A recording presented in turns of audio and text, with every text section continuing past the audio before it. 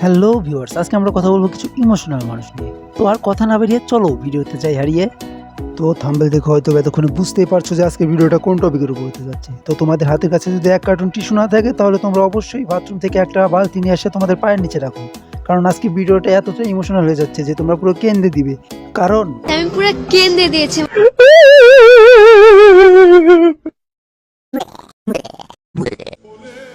প্রয়োজন শেষ হলে প্রিয়জন অচেনা হয়ে যায়। আজ যে অন্য কারো, একসময় সে আমার ছিল। ও তোমার ছিল? তা ভাই ওইটা কি ছিল? গুলিস্তানের গুচ্ছি নাকি রাজুদার পরোটা? শালা বলদ নাকি তোরা ভাই? আমার বুঝে আসে না। মাদার চোদ, একে তো পিরিচ্চ দাও, উপর থেকে ছেঁকা খায় এসে দেবদাস হয়ে গেলো উদয় গোলাপান। আহা, মনে হয় ভালোবাসা। মনে নয় রে, লিখে রাখিস। জীবনে অনেক মানুষ পাবি, কিন্তু আমার মতো বেহায়া একটাও না। ইস, কি ইমোশনাল ভিডিও। আপনি মনে হয় টিকটক থেকে ইন্সপায়ার্ড হয়ে এসেছে। তাছাড়া কি কেউ নিজের আত্মসম্মান এভাবে ঠাপিয়ে দেয়?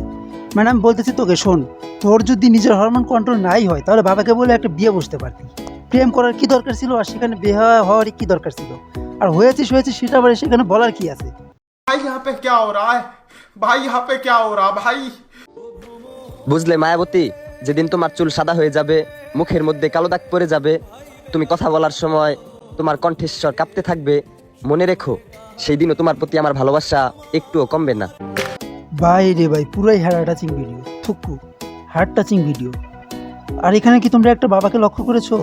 দেখো দেখো, তোমরা তালা বাবা দেখেছো, গিটার বাবা দেখেছো, হ্যান্ডেল বাবা দেখেছো, আজকে তোমরা দেখবে তসবি বাবা।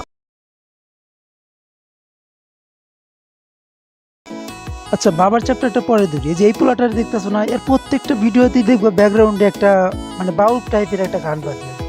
এটা মনে হয় কিছুদিন বাদে নিজের কাজী নজরুল ইসলাম দাবি করবে। তোমরা দেখো। কবিতার নাম সে নাই আমার কাছে। ওস্তাদ দেশ মারছে ভাই, মনে হয় বেল্লালের অনুসারী। চলো দেখা যাক কি কবিতা লিখছে বড় ভাই। চলুন প্রতি ফিরে যাই। তখন শব্দের দাম ছিল 11 টাকার কার্ড স্কেচ করে রিচার্জ করলে 100 এসএমএস পাওয়া যেত। প্রতি এসএমএস এ শব্দ সংখ্যা লিমিটেশন ছিল। কথা বলতে বলতে ফুরিয়ে গেলে অনলাইনে রিচার্জ করার সুযোগ হতো না। তাই প্রতিটা শব্দ খুব ভাবনা চিন্তা করে লিখতে হতো। তখন একটা এস লেখার জন্য কিপ্যাডটাকে বারবার প্রেস করতে হতো। তবুও কেউ বিরক্ত হতো না। এসএমএস বড় হয়ে গেলে তাকে কেটে কুটে ছোট করে পাঠানো হতো।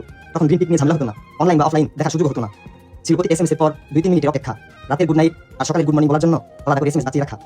তখন ইমোজি ছিল না, আবেগগুলোকে অনুভবে প্রকাশ করতে হতো। তখন শব্দের দাম ছিল, আবেগের দাম ছিল, অপেক্ষার দাম ছিল। কি আপনার জীবনের সাথে মিলে যাচ্ছে? আগে আমি এমন করতাম তার সাথে, এখন লক্ষ টাকার ফোন আর হাজার এমবি আছে, কিন্তু সে নাই আমার কাছে। এমন স্মৃতি মনে করলে নিজের অজান্তে চোখে পানি চলে আসে। ভালো থাকুক আমার না পাওয়া প্রিয় মানুষ। কি কষ্ট, কি ইমোশনাল। ইস, বোকাচোদা বোকাচোদা, ইমোশনাল করে দিলি বোকাচোদা। তুই বললি একটা কবিতা শোনাবি, কবিতা শোনার আশায় কানে হেডফোন গুঁজে বসে গেলাম, একটা কবিতা শুনবো। আর মাদার চোদ তুই কি করলি? কবিতা শোনানোর নামে নিজে কবে মারা খেয়েছিস সেটা আমাদের এক্সপ্লেন করলি। কি দরকার রে ভাই? স্যাড স্টোরি কি শুনতে চাইলাম একটা কবিতা শুনতে, কবিতাটা শোনা, তা না তো একটা গল্প শোনাইলি। বোকাচোদা, এর থেকে তো ভালো তুই আমাদের একটা চটি গল্প শোনাইতি, তাও ভালো লাগতো। আচ্ছা বোকাচোদা, তুই কি বেল্লালের বই থেকে ইন্সপায়ার্ড হয়েছিস নাকি ভাই? সত্যি করে বলবি। মানুষের মন মরে গেলে আর দেহের চিন্তা করে না। আমার লাল রঙা হৃৎপিণ্ড হইতাছে কালো, কলিজাটাও জাগ পুরে, তবু তুমি থেকো ভালো। বাহ চুদির ভাই, বাহ, কি সুন্দর একটা কথা বলছো চুদির ভাই। তুমি একটা কাজ করো, 5-6 ফিট দড়ি কিনা ফ্যানের সাথে ঝুলে যাও বোকাচোদা। তোমার মতো আবার চোদার বেঁচে থাকার কোনো দরকার নাই। खत्म, bye bye, tata, good bye, गया। রবীন্দ্রনাথ ঠাকুর বলেছেন, আমরা যাদের জন্য মন খারাপ করে থাকি তারাই আমাদের ছাড়া ভালো থাকে।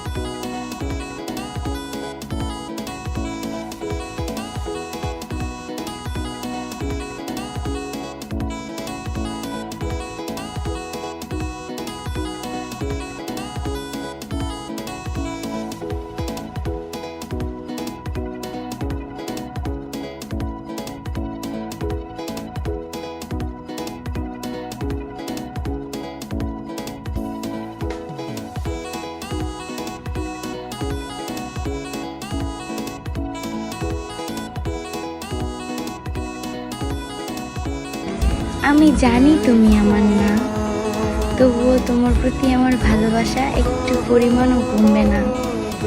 তবে তোমাকে যখন চোখের সামনে থেকে একটা নজর দেখি, যখন দেখি তখন যে কি ভালো লাগে, এই কথাটা তুমি যদি একবার বুঝতা।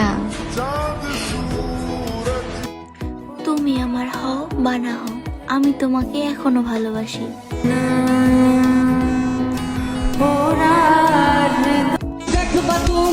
রবীন্দ্রনাথ ঠাকুর বলেছেন, আমরা যাদের জন্য মন খারাপ করে থাকি তারাই আমাদের ছাড়া ভালো থাকে। ও কাজী নজরুল ইসলাম এটা বলছে? কাজী নজরুল ইসলাম তো এটাও বলছে যে যখনই দেখিবে যে আমার নাম বাংলায় কেউ রাস্তায় কোনো কিছু বলছে, তখনই বুঝে নিবে সে ভিক্ষা করে খেতে চাচ্ছে। দুর্বল ওরা কসময় কোনে আছিলে।